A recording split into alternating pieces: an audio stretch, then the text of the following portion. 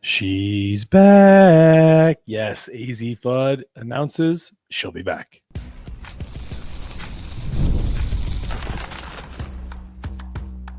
You are Locked On UConn, your daily podcast on the Yukon Huskies, part of the Locked On Podcast Network, your team every day. Thanks for making Locked On UConn your first listen every day. We are free and available wherever you get your podcasts and on YouTube, part of the Locked On Podcast Network, your team every day. Before we dive into today's show, I want to take a moment to say how thankful we are for all of you. We appreciate your support. If you haven't already subscribed to the show, do so now. If you haven't followed us on an audio version, whether Apple, Spotify, wherever, please do so and take a moment to check it out on your phone and press that follow button. We're proud to say we're the only daily podcast covering the Yukon women's and men's basketball programs, the hoops capital of the world, and we're thrilled to bring you the coverage you deserve. Well, we got some news today or yesterday that is very good for the future of UConn. Azzi Fudd has made it official. She's coming back to Stores for another year. The news broke Tuesday morning when Fudd posted a photo on Instagram with a caption, "Hey, Gamble, thanks for last night. See you next year. # one more year," with a big smile on her face. With that one off-season, one of the biggest off-court questions of the NCAA tournament answered, it's one that sends shockwaves through not just UConn's program, but the national landscape. I think most people thought that Azzi was going to go pro, but she is coming back. Could it be because she's going to be playing with the best player in the country next year in Sarah Strong and utilizing that ability to get open and maximize her potential in a full season? Who knows? For UConn fans, it's monumental. After years of battling injuries with flashes of brilliance and postseason heartbreak, Azzi Fudd is choosing one more ride. She told ESPN's Alexa Philippou she wants to work on everything I need to work on. That one final season at UConn will take her game to an all-new level. That level, WNBA ready and then some. I think she's WNBA ready now. I think she'd be a top 5 pick, but great for us. And from a culture standpoint, speaks volumes in an era where top talent is quick to choose the pros. Even so, when you think about, because we talked about this, it's less in the women's game. It's less about the guaranteed money on the salary side. Azzi Fudd has a lot of things going for her. She's got a beautiful smile. She is affable. She is great with the media. All of that means money, money, money, dollars, dollars, dollars from a marketing standpoint. Oh, and by the way, she's one of the best players in the world. So all of that, and we can be naive about that. We can just say, hey, we're really just talking about her ability to play basketball. That's a huge part. It puts her in the position to be in this world. But when you add the fact that she's a beautiful girl, the fact that she is incredibly gracious with the media, that she handles herself in a way that a company would love to have her as a spokesperson, there's millions of dollars waiting for her. Now, are they the same as Paige Bueckers? I don't know. Probably not, because Paige did it a little longer. She also has been a little bit healthier than Azzi. But now with Azzi poised to continue this run with UConn, going into the Sweet 16 and hopefully beyond, I think it adds value to what she can make from a monetary standpoint. Not to mention, she gets to come back and play one more year of college basketball and be around UConn fans in Stores under the tutelage of Geno Auriemma and Chris Daly and Jamel Elliott and others, and add a group around her that is going to be incredibly talented and also still very young. UConn isn't just a launch pad. It's a destination you don't want to leave, right? Geno's got to be thrilled. I know he's excited. I think that this is a very mutual moment for the two of them. I think he put not a cap, but a timeline on this. It obviously exceeded past the Big East finals, but that's kind of where he wanted Azzi to be, is to kind of get to understand, what they want to do. And she obviously waited until they got to the Sweet 16, put it on her timeline. That's great. Paige will be going to the WNBA after this run, but Azzi is staying, which means the baton has already been passed in that regard. And I don't think the Huskies will skip a beat. They have, obviously, Sarah coming back. They may lose people in the transfer portal. I doubt it. Like we talked about, there's not too many places in the country that you get the type of exposure that the UConn women get. And, as far as the conferences go, is there more money in the SEC? Yep. Is there more money in the Big Ten? Absolutely. ACC for sure. But UConn's the seminal program in college basketball today. So, and did I mention she gets to play with Sarah Strong? Then she also gets to play with Blanca Quinones, Yandy Malou-Mamel. She gets to play again with Morgan Shelley and Ali Zabel.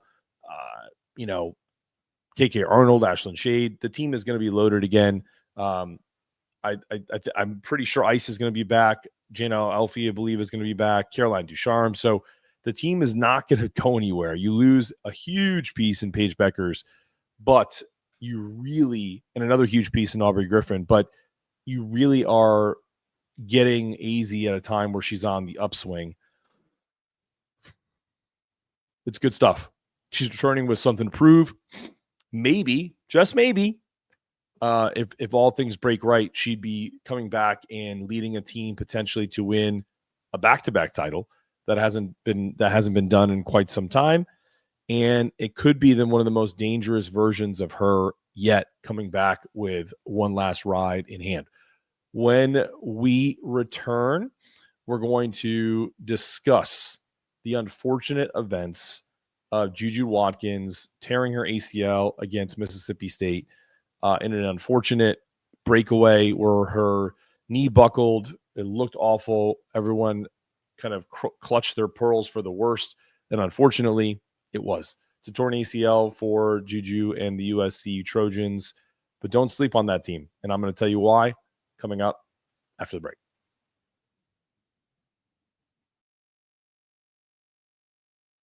Get the supplies you need from the site made for skilled trades, Supply House. With over 200,000 products from 400 plus top brands, you'll find exactly what you need for plumbing, HVAC, or electrical work, and it delivered fast nationwide. Their easy-to-use site is packed with resources, real-time support, and expert service to help you get the job done right. And if you're a pro, join their free Trade Master program for exclusive perks like free shipping and dedicated support line and discounts on every single order. Sign up at supplyhouse.com/TM and use promo code S-H-5 for 5% off your first order. You're back on Locked On UConn. JuJu Watkins is out, and the tournament definitely feels it. The worst part of March isn't heartbreaking, buzzer-beating losses. It's injuries that change everything.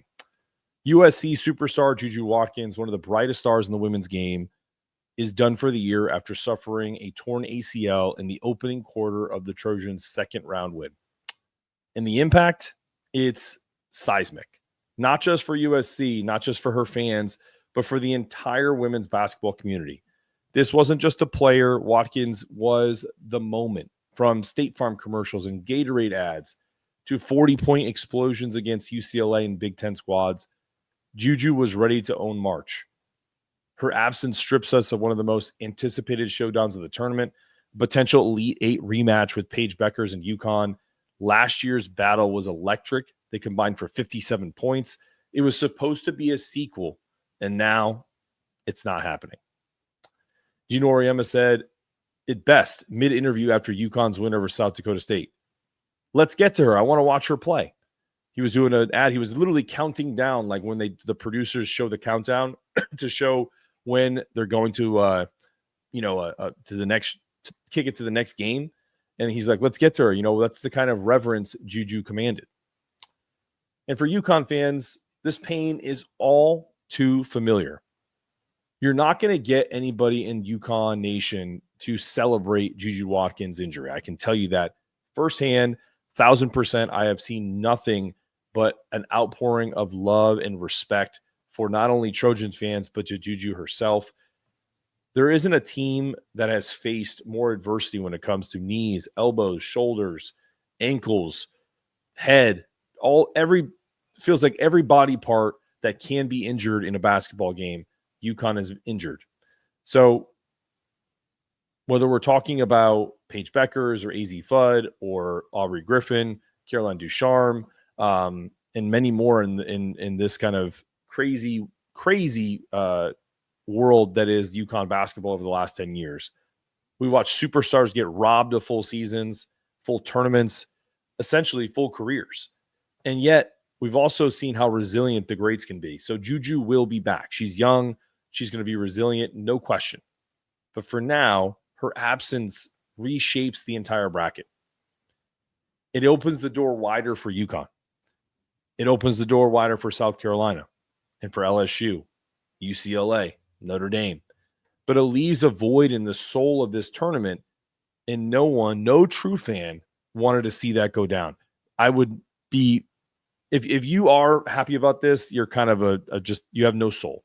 You're not a good person, and karma will come back to get you. Just being honest. Like, if you're happy that JuJu Watkins tore her ACL, then there's something seriously wrong with you as a person, and I won't spend any time with that. What I will say is UConn has the mental gymnastics to go through this now. They all are obviously aware. I'm sure multiple players probably reached out to JuJu and Paige herself to wish her the best and say they're sorry, all of that. One of the things that I would say is this is the biggest. The Sweet 16 game became the biggest game of the season for UConn. They're a 14.5 point favorite. They should cover that. They should win that game. But there is the human nature element of this. All of the things that I'm saying, they know. The bracket has been opened up, and it's Geno Auriemma's job to kind of reshape their thoughts so that they're not looking at this as a walkover and then another walkover to get to the Final Four. USC, if they do get past their opponent, I think it's Maryland. Let me double check that really quick. They play Kansas State, who had a 80-79 win over Alabama. They kind of snuck by there. So what I would say is both of these teams have to refocus. The difference is USC is 100% going to have to refocus and try to learn to win without JuJu.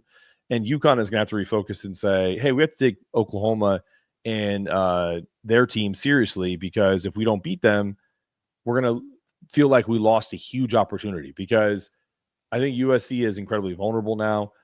Psychologically, they lose their best player, but just mentally, they also lose their leader, the person that stirs the drink for them and gets them the buckets that they need when they play more aggressive defense, like the way UConn plays and others in this tournament. So we're going to take a quick break and talk about Geno and how he finally has some options and how he was almost left speechless when Rebecca Lobo brought that up in a post-game interview. We're going to talk about that and more coming up after this.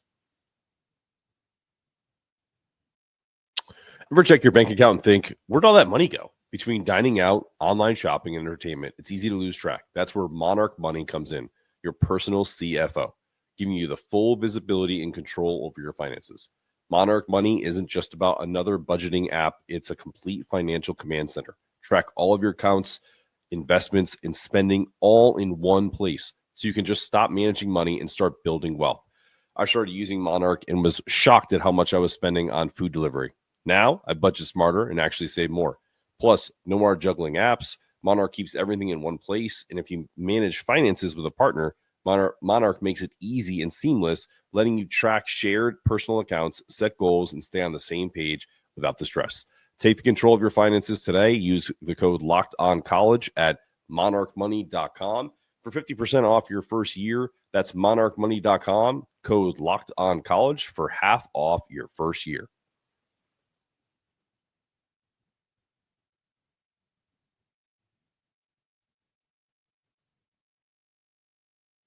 All right, you're back on Locked On UConn with your host here, Mark Zanetto. We've talked a little bit about Azzi Fudd coming back, also the unfortunate incident that JuJu Watkins tore her ACL and what that means for her and the rest of the bracket going forward.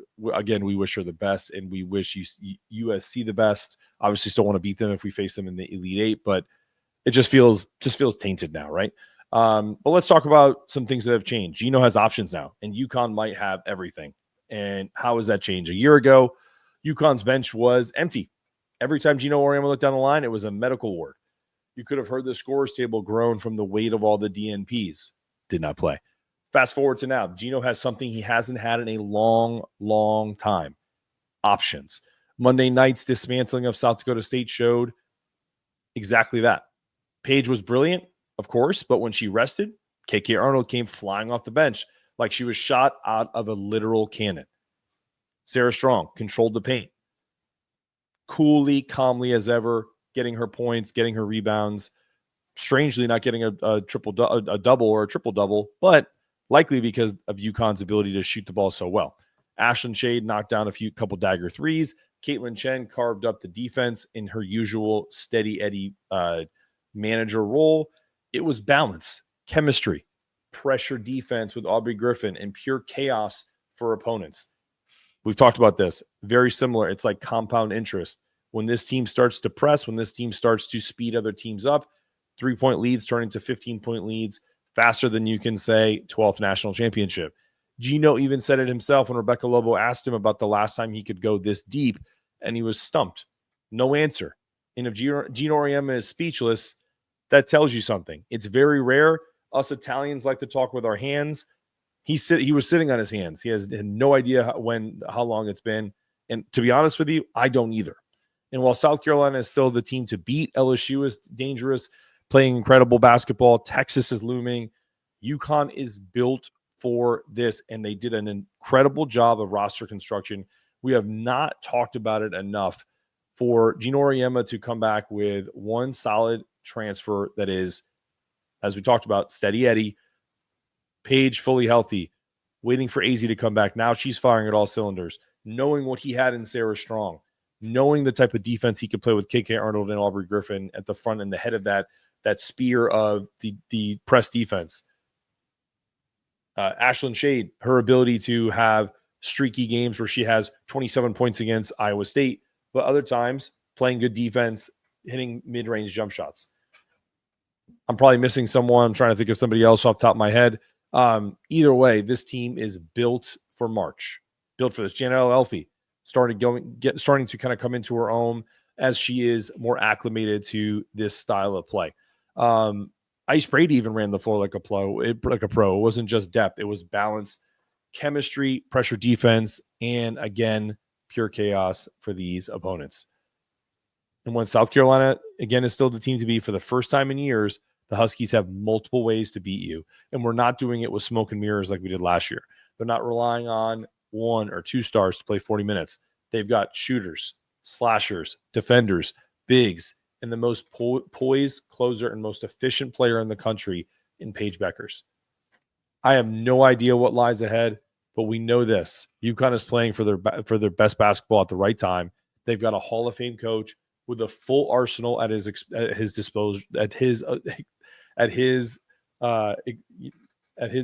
ability to push all the right buttons, in a team that is hungry. You could see it on their faces. It took a little bit against South Dakota State, but once they got going, it was like an avalanche. The bracket might look a little different without JuJu, and that's unfortunate, but the mission hasn't changed. I don't think UConn would have lost the game if they play against USC in the Elite Eight, if they beat Oklahoma, if that's the matchup. But I almost think it's a foregone conclusion now they get to the Final Four, as long as they take care of business against Oklahoma. But we have to beat whoever's in front of you every single time. The tournament has always been about survival, and in some years it's been about domination with UConn and the women that they've had on this team. But it's also about stories. Azzi Fudd choosing one more year. JuJu Watkins' journey on pause. And a UConn team that looks more complete than it has in years. The road to April 6th runs through Spokane. But if Geno can keep this team locked in, some might say locked on, poised and hungry, they've got a real chance to hang banner number 12. And that's what this is all about. All right. This has been another episode of Locked On UConn. I'm your host, Mark Zanetto, asking you to stay locked on, stay connected, stay with us throughout this whole journey. We really hope it ends up in Tampa so that we can be there and cover it. Quick shout out to Colleen Morrissey Cologne, who was at the first 2 games and got some really great social media content for Locked On UConn and working with us. I'm going to post an article that she has later this evening on the Hoops Cap Substack. So check that out. Again, It's not about getting it done. It's about doing it in a way that it can't be done any better. So thanks to Colleen, thanks to Bella and everybody else that makes Locked On UConn go Huskies. Let's get that dub against Oklahoma, and we'll see you guys soon.